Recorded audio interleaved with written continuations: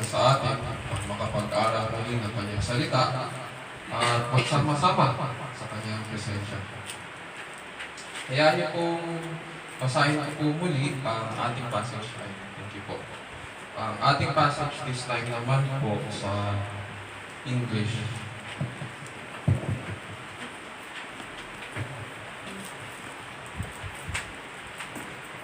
Matthew 6,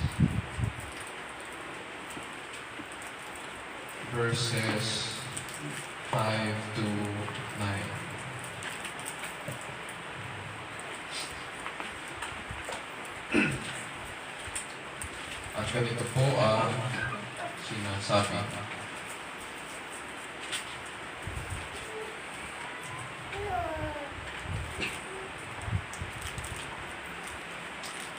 When you pray, you are not to be as the hypocrites, for they love to stand and pray in the synagogues and on the street corners in order to be seen by men. Truly I say to you, they have their reward in full. But you, when you pray, go into your room, and when you have shut your door, pray to your Father who is in secret, and your Father who sees in secret will repay you. And when you are praying, do not use meaningless repetition, as the Gentiles do, for they suppose that they will be heard for their many words. Therefore, do not be like them, for your Father knows what you need before you ask Him. Pray then in this way, Our Father who art in heaven. Ito po ang salita ng Panginoon, purihin ang Diyos. So nasa series pa rin po tayo ng pag-aaral ng Lord's Prayer. And simple question lang po. Natatanda pa po ba natin yung una nating travel experience sa Tagaytay? Lahat naman siguro tayo nakapunta ng Tagaytay. Natatanda pa po ba natin yung una nating travel experience doon? We can remember itong mga emotions at saka memories. Yung nung una tayong nakarating doon, manghang-mangha tayo doon sa view ng bulkan. Natandaan ko po, nung una kami pumunta doon, kasama namin si Julia, baby pa siya. At nung makita po niya yung bulkan, sabi niya, give Venus. Sa isip niya kasi, sa planetang Venus, punong-puno ng bulkan. Kaya sabi niya, nung makita niya yung bulkan doon, give Venus. Gusto daw niya makuha ang Venus. Manghang-mangha tayo sa bulkan. Hindi lang yun, nung nakarating tayo ng Tagaytay, tuwang-tuwa tayo dahil malamig ang klima kumpara dito sa Metro Manila. Mas mababa ang klima doon. At nilalanghap din natin ang malinis na hangin kapag nasa overlooking tayo. Ba? Ganun ang ating experience. Imagine naman natin ngayon na may nakatabi po tayo na tubong Tagaytay. Kinausap natin siya. Habang nasa overlooking tayo, nakatabi natin siya, kinausap natin siya. Sabi natin sa kanya, ang ganda siguro tumira dito.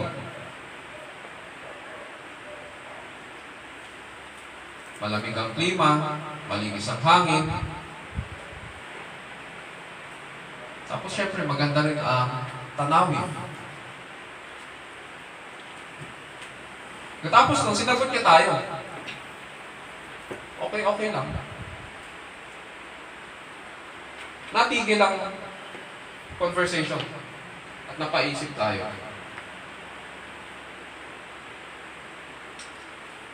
Kadalasan, kapag pinag-aaralan ang the Lord's Prayer, ganyan ang nangyayari. Ganyan din tayo pagdating dito sa pag-aaral ng the Lord's Prayer. In just a few words, Jesus gives us access to the majestic throne room of the King of the universe. Ngunit dahil naging masyado na tayong pamilyar sa panalangin ito, nawawala ang kagandahan nito. At para sa atin, pag pinag-aaralan to, binabasa natin or nire-recite natin, nagiging okay lang. Wala tayong pinagkaiba doon sa tubong Tagaytay na nawala na sa kanya ang kagandahan ng kanilang bayan. Para sa atin, because this is something that is common and we are familiar with, nawawala ang appreciation sa kagandahan ng panalangin ito. You see, ang Lord's Prayer po ay hindi lamang isang panalangin.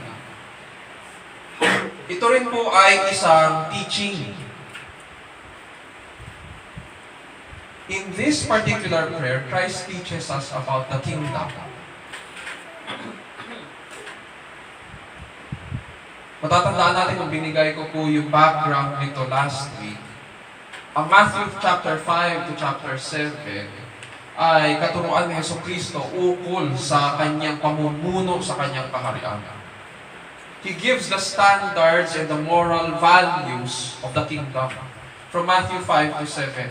And therefore, itong panalangin ito ay hindi lamang isang simpleng panalangin, kundi through this prayer, He teaches us things about His rule in the kingdom.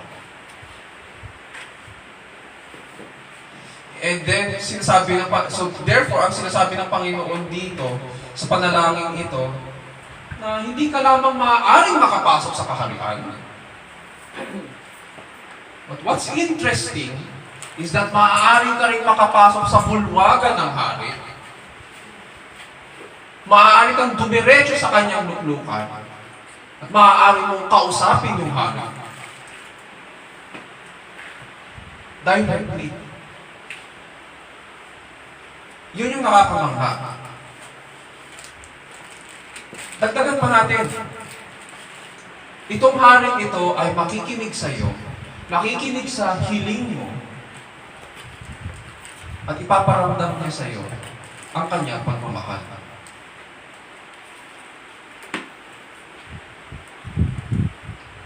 Sa ating pag-aaral ngayon, panalangin ko po na buksan ng Panginoon ang ating mga isipan. Sa sinasabi niya sa kanyang salita ukol sa paglapit natin sa Kanya. Nawa makilala po natin siya bilang Diyos na manlilikha at nais maging malapit sa tao. At siya ang gumawa ng paraan para makarelate po tayo sa Kanya, para makatugon po tayo sa maayos na pamumuhay sa harapan ng Diyos, sa ilalim ng kapangyarihan ng Diyos, para sa kalwalhatian ng ating dakilang Diyos. Brief review lang po. Sa verses 5 to 8, na pag-aralan po natin last week na number 1, it is only by God's grace that we can come to Him in prayer. A true follower of Christ is a man of prayer. Kung ikaw ay tagasunod ni Kristo at dahil ikaw ay sumusunod sa Kanya, sentro sa iyong pamumuhay ang pananalangin. Kahit na may pinagdadaanan, kahit na may mabigat na dalahin, kahit pagod na pagod dahil sa mga suliranin, kahit bugbog sa mga pagsubok, we persist in bringing our prayers to the feet of the King. And God, the Creator of the universe, is the audience of our prayer. Hindi tao. Ang audience, ang nakikinig sa ating panalangin ay ang Diyos. And because we are being given audience by the King and Creator of the universe, it is by His grace, and only by His grace, kung bakit nakapalapit tayo sa Kanya. Wala tayong binayad para makapasok sa Kanyang bulwagan, kundi Siya lang. Dahil sa Kanya lang, kaya tayo makapalapit sa Kanya. Pangalawa, sa verses 5 to 6, we pray to commune with God and submit to His will. Binigyan ng Panginoong Jesucristo na babala ang kanyang mga tagapakinig sa mga mapagkunwari at mapagpaimbabaw dahil ginagamit lamang nila ang pakikipag-usap sa Diyos para makakuha sila ng papuri sa ibang tao. In other words, nagpapa-impress sila sa tao. Walang pagpapala raw ang Diyos sa mga ganitong tao kung ano ang kanilang inaasahan, which is yung papuri ng ating kapwa, yun yung kanilang ganti. Pero wala silang dapat na asahan ng pagpapala mula sa Diyos. Pangatlo, verses 7 to 8, we come to God by faith because He is our loving Father who knows all our needs. Babala rin daw sa mga nagpapa-impress sa Diyos, sa mga nagpapasikat sa Kanya, na gumagamit ng paulit-ulit, paikot-ikot at mapipulaklak at napakaraming salita, na akala nila na kaya nilang manipulahin ang Diyos para tugunan ang kanilang mga hiling. Yamang napakaliit naman ng tingin nila sa Kanya. Again, ang sinasabi ng Panginoong Hesukristo dito, kailangan nating bantayan ang ating mga attitude sa tuwing lumalapit tayo sa Diyos. Dito sa ating passage sa verse 9, ganito ang ating magiging tanong. How should we approach and address God as He has revealed Himself in His Word? How should we now approach and address God as He has revealed Himself in His Word? Bilang mga tagasunod ni Kristo, ano po ba ang katanggap-tanggap at tamang paglapit sa Diyos? Hindi tayo pwedeng basta na lang pupunta, papasok tayo doon, akala natin kung sino tayo, at lalapit at makikipag-usap sa Kanya. May tamang attitude. Hindi terms natin ang nasusunod. Kundi dahil siya ang hari at tayo ang nasasakuan, nararapat lang at tama lang siya ang sunod. It is His terms that must be followed. So ano ang tamang paglapit sa Diyos? Ano ang mga bagay na dapat natin iwasan? At ano ang mga bagay na dapat din natin tandaan? Which now leads us dito sa verse 9. Sabi ni Jesus, pray then in this way, Our Father who is in heaven. Pagkatapos ibigay ng Panginoon ang warning laban sa mga panalangin na walang kabuluhan. Yes, kahit panalangin niya, may mga panalangin po na walang kabuluhan sa harapan ng Diyos. And after He gives the warning against meaningless prayer or mga panalangin na walang kabuluhan, ganito po ang naging instruction niya. Pray then in this way. Dito po sa verse 9, ang intention po ng Panginoong Hesukristo para sa Lord's Prayer ay para maging guide lang. Maging guide ito sa mga disciples niya na lumalapit sa Diyos. Intention po niya na ang panalangin ito ay maging model prayer. At yung mga elements nito ay magbigay structure sa ating panalangin. Ang kaso po sa history at kultura natin bilang tao, there have been so many ways in which na misuse ang panalangin ito. Example, pag nanonood po tayo ng mga horror movie, ako mahilig ako sa mga horror movie. Nung bata ako, natatakot ako. Pero ngayon, parang comedy na lang din ang katumbas ng mga horror movie. At kapag nanonood tayo ng mga horror films, at mayroong sinasapian, sinasambit itong panalangin ito, itong the Lord's Prayer, di ba? Sabi nila, Our Father in Heaven, hallowed be Thy name. Bilang, paano nila ito ginagamit? Bilang pantaboy doon sa masamang espiritu. As if yung salita ng prayer na ito ay may magical powers or mystical powers. Meron namang iba na minimemorize itong panalangin ito to the point na nagiging substitute na ito o pamalit ito sa kanilang sariling panalangin. Nagiging substitute siya. Ang nakakalungkot ay dahil namimihasa po tayo na puro ito ang sinasambit, hindi natin tuloy ma-express ang ating sarili sa harapan ng hari.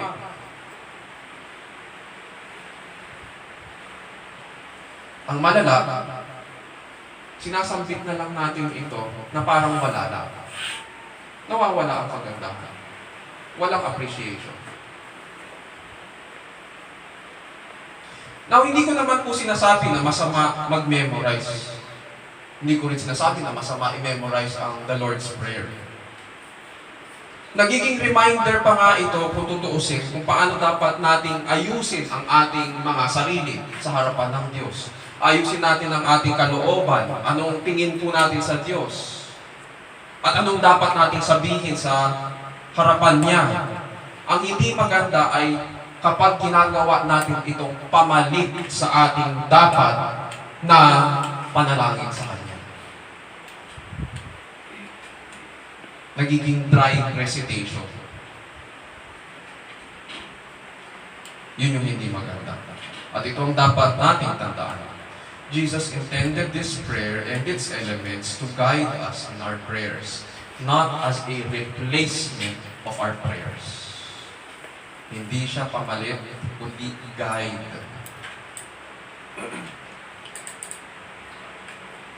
Sabi ng Panginoon sa Kristo, this then is how you should pray. Our Father who is in heaven. Mapapansin natin dito sa panimula niya. Sinabi po ba niya, this then is how you should pray? Give us this day our daily bread. Hindi. Sabi po niya, our Father who art in heaven, or our Father who is in heaven. Ang tawag po dito ay ang address. At sa pamamagitan ng address na ito, kinikilala po natin kung sino ang ating kausap. Sa lahat ng communication, nararapat lang, and it is proper. It is good manners and right conduct na kinikilala natin ang ating kausap. Diba? Pag may kausap tayo at hindi natin siya kilala, ano ang unang-unang ginagawa? Magpapakilala tayo sa isa't isa. It is good manners to do that. At ganun din dito. It is the address and kinikilala po natin kung sino ang ating kausap at kinikilala rin po natin kung ano ang ating katayuan sa Kanyang harapan. Sabi po ni Jesus, Ama naming nasa langit. And therefore, pinapahayag po dito ng Panginoong Diyos na may ugnayan tayo sa Diyos sa kaitaas-taasan. Kung ikaw ay tagasunod ni Yesu Kristo, it is expected na meron kang ugnayan sa Diyos. Noong panahon ito na sinasabi ito ng Panginoong Kristo, among the pagans, ang tingin po nila sa kanilang mga Diyos ay malulupit. Kinatatakutan sila. Moody sila. Hindi sila kilala, yung mga Diyos-Diyosan nila, hindi kilala para sa pag-ibig sa tao. Walang ganong konsepto. In the Old Testament, sa mga Israelites, ang pagkilala naman nila sa Diyos ay Ama. Pero hindi siya Ama ng individual, kundi Ama ng bansang Israel. Ngunit, nung dumating ang Panginoong Kristo, nung bumaba siya, we received a fuller revelation of God as Father. It is true, baka iniisip po natin na hindi ba nung dahil nilikha o nilalang ng Diyos ang sangkatauhan, hindi ba Ama natin siya? In that sense, yes. Pero, yung role niya as Father doon ay role lang. Because He provides for our needs dito sa mundong ito. Pero yung proper relationship ng pagiging Father na tinutukoy ni Yesu Kristo dito ay yung ugnayan natin sa Diyos. Kaya tayo nagkaroon ng ugnayan sa Diyos ay dahil sa ginawa ng Panginoong Yesu Kristo. Naging kabilang tayo sa Kanyang sambahayan dahil kay Yesu Kristo. And therefore, naging Ama natin siya. Basahin natin ang John 1:12.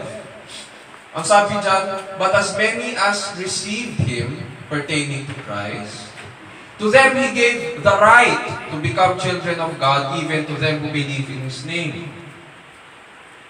Ang gusto kong i-underline mo sa Bible nyo ay yung He gave the right. Hindi lang basta description ito. Legal term siya na sa harapan ng Diyos, binigyan niya ang mga tagasunod ni Kristo ng pangalan at karapatan na maging kabilang sa sambahayan ng Diyos. Pangalawa, sa Galatians 4:4-5, ganito naman din ang sinasabi.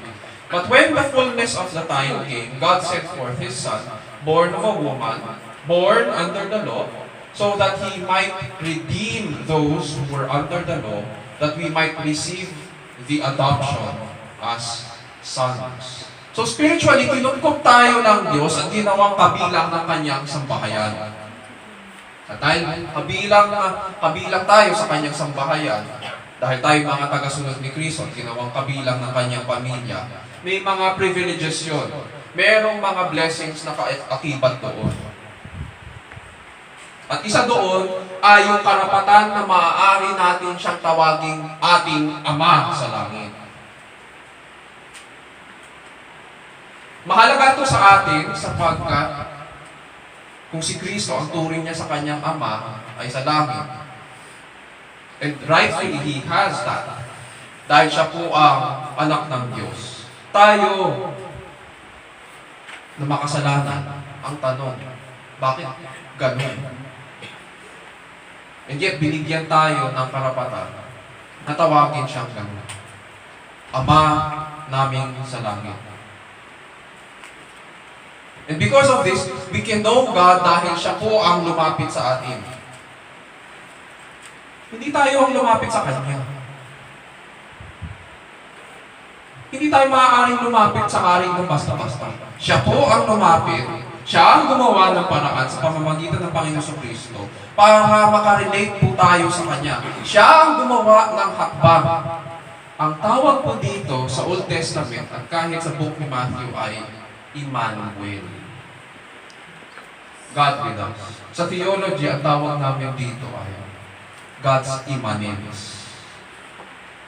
Pero sa Bible, ang term na ginagamit ay Emmanuel. Diyos ang lumalapit. And therefore, napakalaking pagkakamali po ng ibang mga grupo, narinig po natin siguro ito, mga liberal na mga grupo, tsaka mga progressive, na tawag nila sa Diyos ay Mother. Napakalaking pagkakamali po. Tapos gusto pa nilang i-connecta ang mga issues ng gender doon sa pagiging Father ng Diyos. Gusto nilang tawaging Mother. Huwag po natin ipilit ang mga pangalan o katangian na hindi naman pinahayag ng Diyos na gamitin. Siya po ang hari at ang laking kabaskusan po sa kanyang harapan na pinipilit natin ang ating kagustuhan sa kanyang harapan. Siya po ang Diyos. Siya ang masusunod. Siya at ang kanyang terms na dapat na ating sundin. And therefore, when we approach God, hindi po tayo lumalapit para ngayon ipaalam sa Kanya yung dapat niyang gawin. Hindi po tayo lumalapit sa Kanya na para bang hindi niya alam ang ating pangangailangan. Hindi niya alam ang ating kabigatan. Hindi po tayo nagpipray para sabihin sa Kanya kung ano yung dapat niyang maintindihan sa atin. Kaya po tayo lumalapit sa Kanya. Actually, alam na nga niya kung ano yung ating pangangailangan niya. Time and time again, maririnig niyo po ako. Pag minsan tinatanong niyo ko, Pastor, kailangan po ba ng Diyos? Bigla ko kayong ikakat. Wala pong pangangailangan ng Diyos. Walang kakulangan sa Kanya. Hindi niya, kung tutuusin, hindi niya tayo kailangan. Pero dahil sa siya'y mabuting Diyos, at mapagmahal, at nais niya magpala, eh binibigyan niya tayo ng mga pagpapala para makalapit tayo sa Kanya. At purihin natin siya. Lumalapit tayo sa Diyos dahil tayo po ang may pangangailangan. Dahil tayo ang may hiling sa Kanya. Tayo ang nangangailangan ng Kanyang mga pagpapala. Sabi sa Matthew 6:8, do not be like them. Tulad daw ng mga pagano. For your Father knows what you need before you ask Him. Sabi sa verse 8 ng Matthew 6. Our Heavenly Father is ready to hear our prayers and to respond to them. Lumalapit tayo sapagkat tayo ang may kailangan. And so God is a Father. And He is delighted to care for us and to provide for our needs. Punta tayo sa next point. God is a Father in heaven. Sabi po ng Panginoong Kristo, Ama naming nasa langit. Hindi po nito ibig sabihin na kailangan ng Diyos ng tirahan. Baka iniisip natin na nakakonfine siya dyan sa langit. Kung ano man yung konsepto natin ng langit sa itaas. Hindi po yun yung ibig sabihin dito ni Jesucristo. It is clear sa scriptures, especially sa Old Testament, that the heavens cannot contain Him. Nang matapos ni Haring Solomon ang templo, ganito ang kanyang sinabi sa kanyang panalangin. Sa 1 Kings 8:27, sabi niya po, "But will God indeed dwell on the earth? Behold, heaven and the highest heaven cannot contain you. How much less this house which I have built?" Therefore, hindi po pwedeng ma-contain ang Diyos ng creation. He is not part ng creation. He is not part of space and time. He is outside of creation. Hindi siya creation. But whenever we think of God, Jesus wants us to think of our Father as transcendent. Ito isa pang term. Kanina, immanent or immanence. Ngayon naman, yung kanyang transcendence. Pag sinabing transcendent ang Diyos or transcendence ng Diyos, ibig sabihin, hindi po siya nilalang. Hindi siya nilikha. Walang lumikha sa Kanya. Hindi siya tulad natin. Malayong-malayo siya sa atin.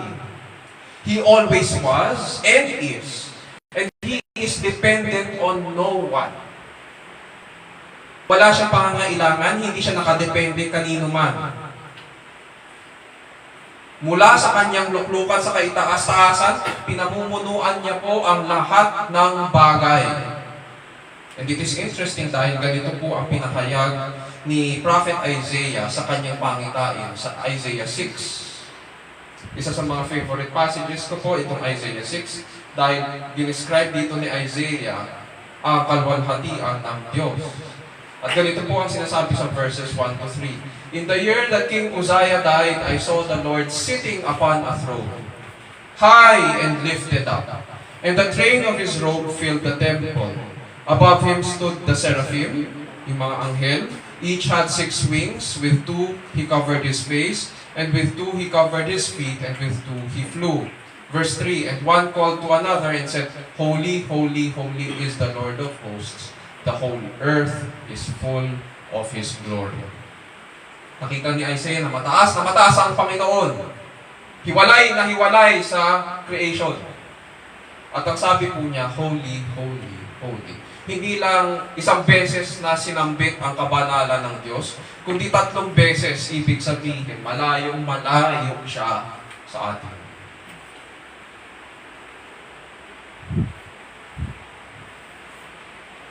And therefore, hindi tama na tawagin nating bro ang Diyos.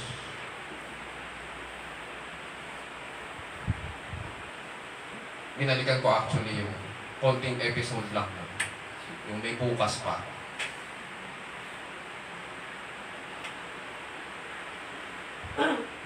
Bro, sana pagalingin mo siya. Hindi mo siya bro. Hindi mo siya katropa. Siya ang hari sa kaitaas-taasan at nakaupo siya sa kanyang luklukan. At tayo ay kanyang nilalang. Tayo yung created beings. Meron pa around last year, October last year, nagkaroon din ng, hindi ko lang alam kung nasagap niyo yun, pero nagkaroon ng debate among evangelical pastors dahil mayroong isang Christian comedian kuno na vlogger, influencer, na nagngangalang Luther TV, na naglabas ng isang post ukol sa Diyos. At ganito ang kanyang sinabi, at pinapakita niya ang kanyang ignorance at saka foolishness. Sabi po niya, sa kanyang post, si Luther TV, kilala niyo siguro to, pero pinakita niya ang kanyang kamangmangan doon. Ako lang ba yung nagpipray ng Lord, kumusta po? Naisip ko kasi minsan nakaka-stress siguro maging si Lord sa sobrang tigas ng ulo ng mga tao. Nais ko ipaliwanag sa inyo kung bakit ito ay ignorant at saka foolish. Number 1, ignorant ito dahil tinuro na ng Panginoong Hesukristo sa kanyang scriptures kung paano tayo lalapit sa Diyos at kung ano magiging address natin sa Kanya.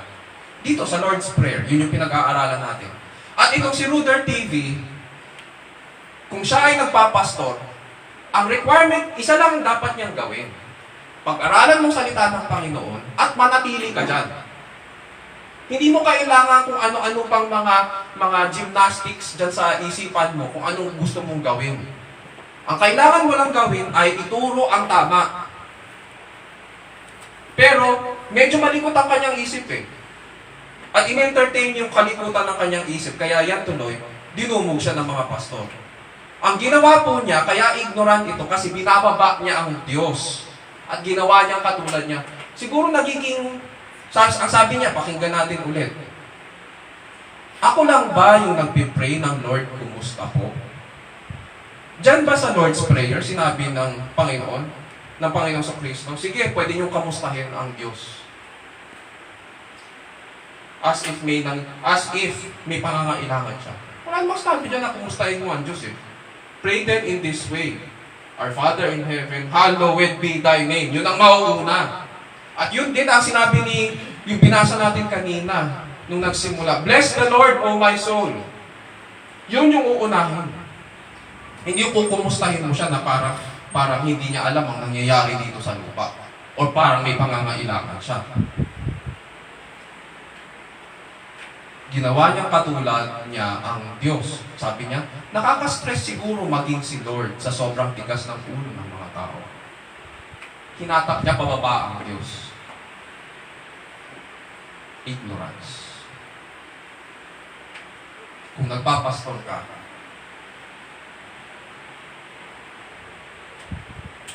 malaking disappointment. Pangalawa, bakit ito foolish? The thought is foolish because God is transcendent and all-sufficient. Hindi siya nasi-stress. Kontrolado nga niya lahat ng bagay. Alam niya ang nangyayari sa bawat sulok ng kaharian. At kung naniniwala ka sa isang Diyos na nasi-stress, therefore, naniniwala ka rin sa isang Diyos na hindi kontrolado ang mga bagay-bagay. At kung ang Diyos ay hindi kontrolado lahat ng bagay, ibig sabihin, may mga bagay siya sa kanyang kaharian na hindi alam. And therefore, masasabi natin na ang Diyos na pinaniniwalaan mo ay Diyos na hindi nalalaman ang lahat ng bagay. Diyos pa ba yan?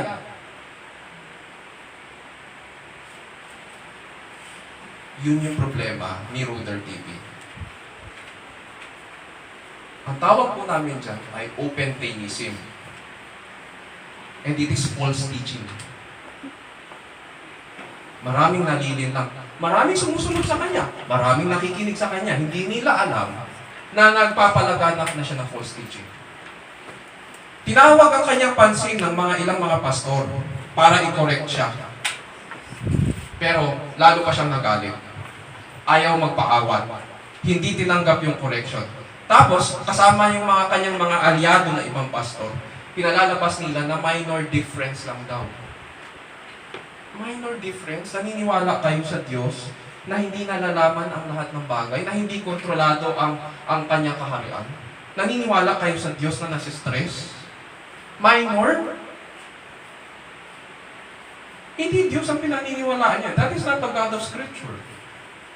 And so, mag-iingat po tayo. Mag-iingat tayo sa mga ganitong klaseng tao. Hindi rin po tama na ang tawag natin sa Diyos, ito sa kultura natin. Pag may mga ini-interview minsan, nagpapasalamat po ako doon sa itaas. Titingin ka. Yung iba ang sinasabi, ano yung nasa itaas? Diba minsan sa mga basketball players?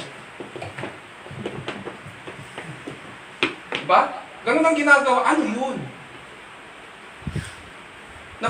Naniniwala tayo na mayroong Diyos, pero turo tayo ng turo sa itaas. Ang tanong, kilala po ba natin siya? Hindi ba pinahayag niya ang kanyang sarili sa kanyang salita? Pero bakit naniniwala tayo, pero bakit parang hindi natin siya kilala? Yamang pinahayag niya ang kanyang sarili at binukas niya ang kanyang bulwagan para makilala natin siya.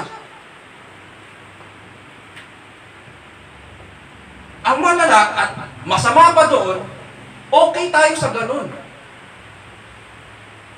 Binukas na ng hari ang kanyang bulwagan, pero okay tayo sa kamangmangan. Okay lang sa atin na ganun, turo tayo ng turo sa taas, ay, Papasalamat po ako sa nasa itaas.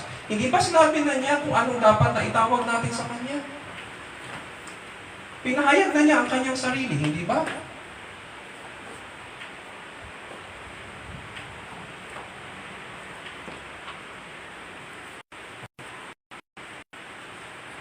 Pag-aralan po natin ang Kanyang salita para maayos ang ating panalangin.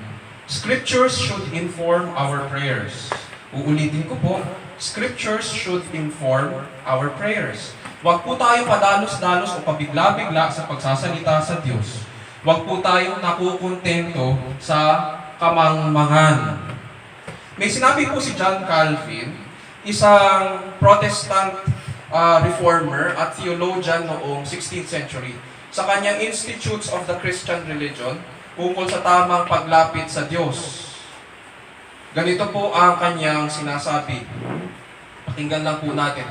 Medyo mabulaklak ito, pero pakinggan natin yung ganda ng kanyang description tungkol sa paglapit sa Diyos. Sabi niya, the phrase in heaven, sa Our Father who art in heaven, sabi niya, the phrase in heaven is therefore equivalent to a title of infinite worth and superiority, of incomprehensible essence, inexpressible power, and endless immortality.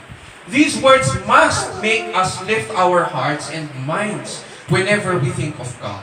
Having no fleshy or earthly image of Him, or any desire to judge Him by the standards of worldly reason, hindi katulad ng ginawa ni Ruther TV, or to make Him subject to our feelings, hindi dapat natin binababa ang Diyos, hindi natin ginagawang parang katulad natin. We must instead acknowledge that He is eternal, unchangeable, never failing or varying in His goodwill, and never forsaking His own. He is the ruler and master of all things, exercising power, might, and majesty in and over everything. He is the Lord of every blessing conferred on us, and who triumphs over evil and keeps us from it. Therefore, dahil napakataas po ng Diyos at ang lahat ng bagay ay nasa ilalim ng Kanyang kapangyarihan, na nararapat lang po na mataas ang tingin natin sa Kanya. At dahil mataas ang tingin natin sa ating Ama sa Langit, nararapat lang na magpakumbaba tayo sa Kanyang harapan kapag nananalangin.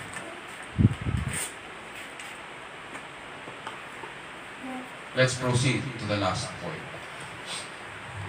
God is our Father in heaven.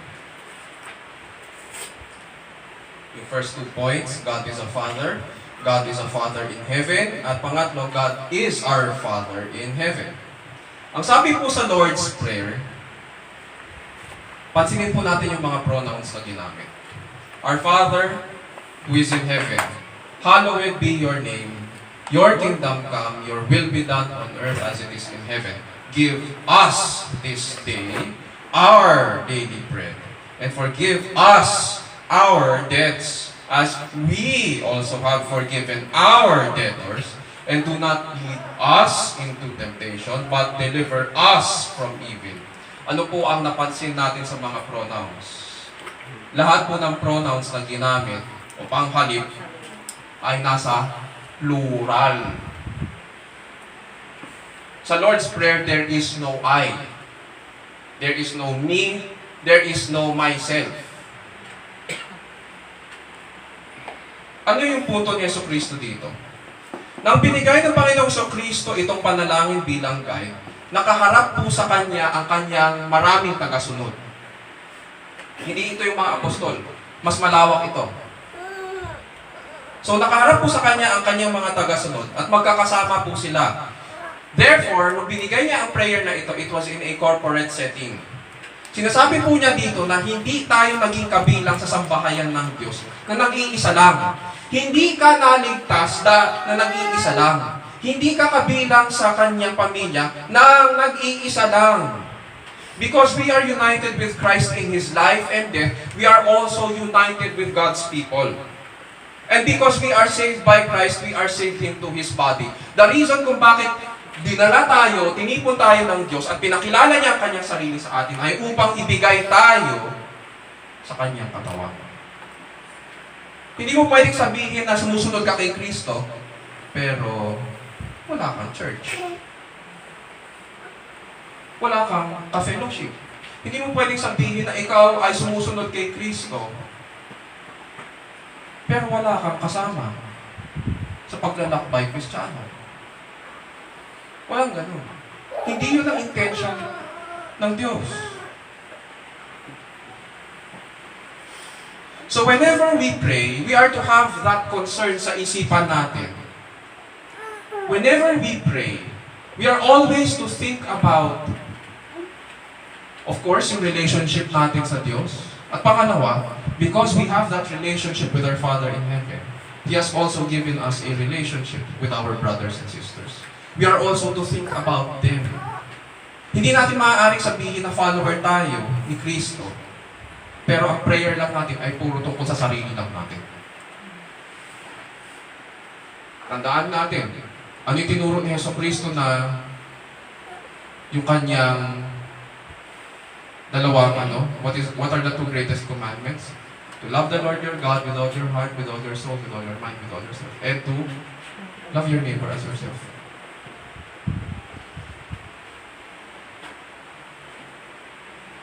God has made you a member of His family. Binigyan ka niya ng pangalan at karapatan na lumapit sa Kanya. So when we come to Him in prayer, huwag puro pangangailangan lang natin. Lahat ng sumasampalataya at sumusunod kay Kristo ay bahagi ng isang malaking sambahayan. Kaya nga mapapansin nyo sa ministry natin sa BBM, ine-encourage ko na kapag may prayer request po tayo, dalhin natin doon sa group chat natin. Parang nagpapanalangin tayo. Alam ng bawat isa kung ano yung pangangailangan.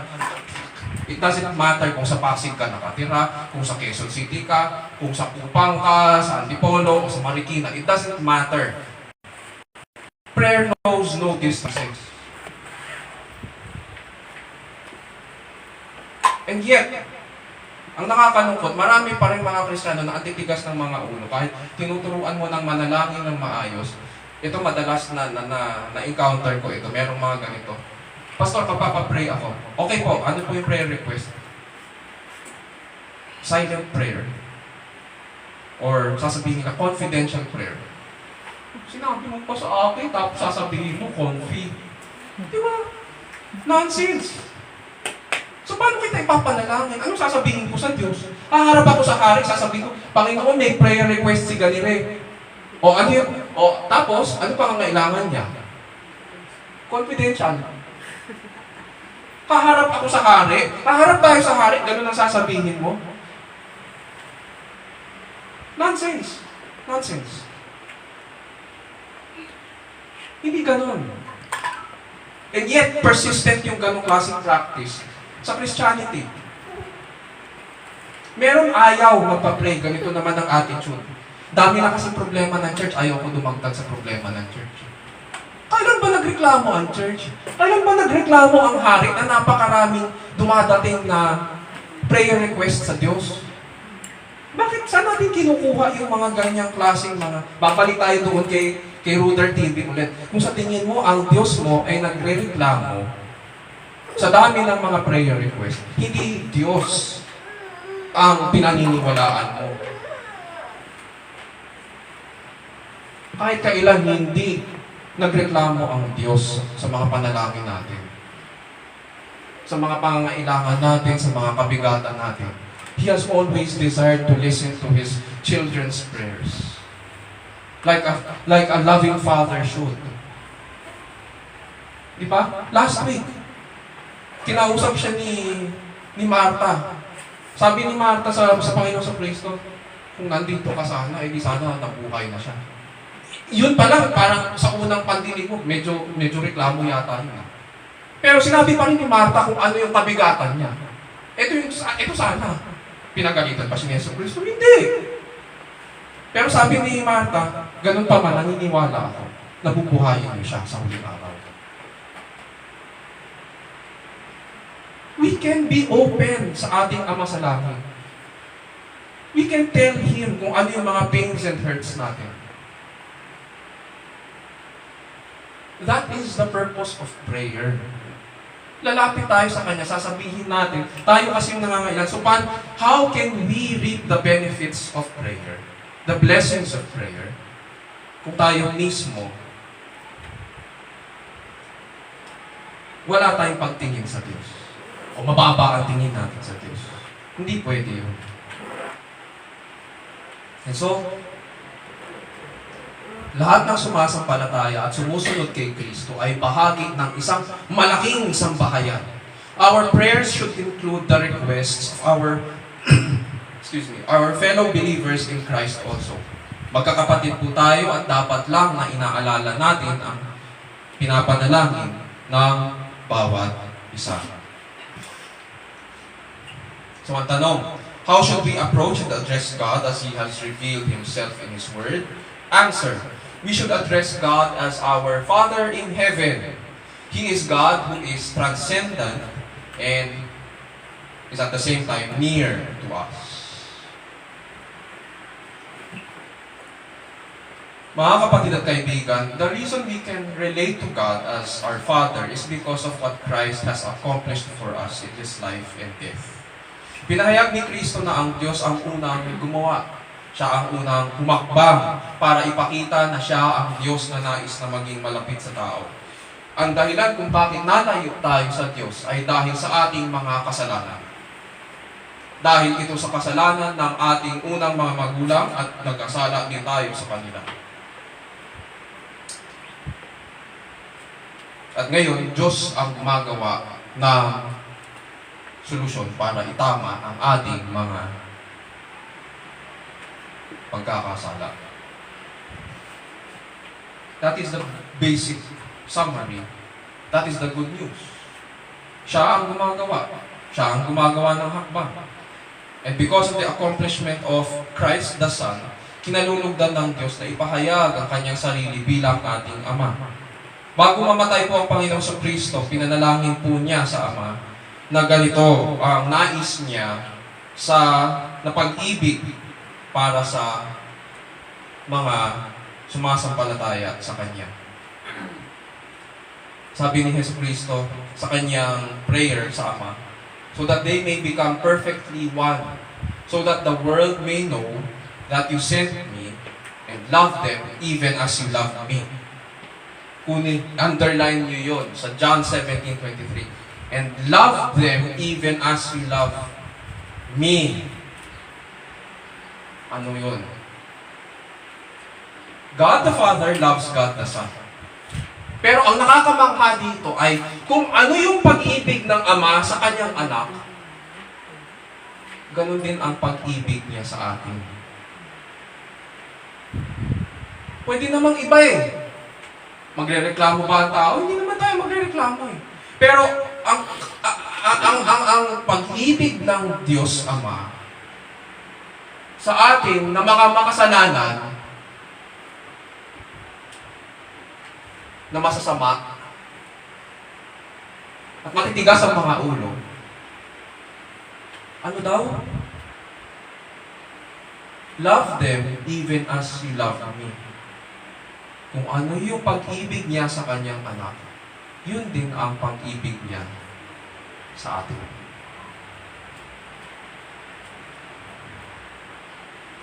Ang ganda.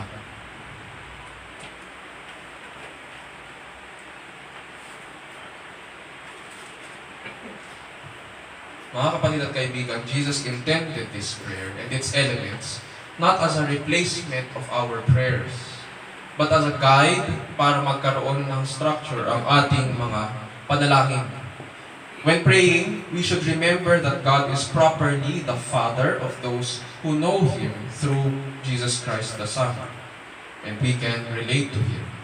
He is also our Father who created all things and rules over all things, and He is gathering us and made us to be part of His household and family. And this is how we approach God as He has revealed Himself according to His Word. Mga kapatid, isang puso natin ang mga bagay na ito at iukol po natin ang ating sarili sa Panginoon. Tayo manalangin.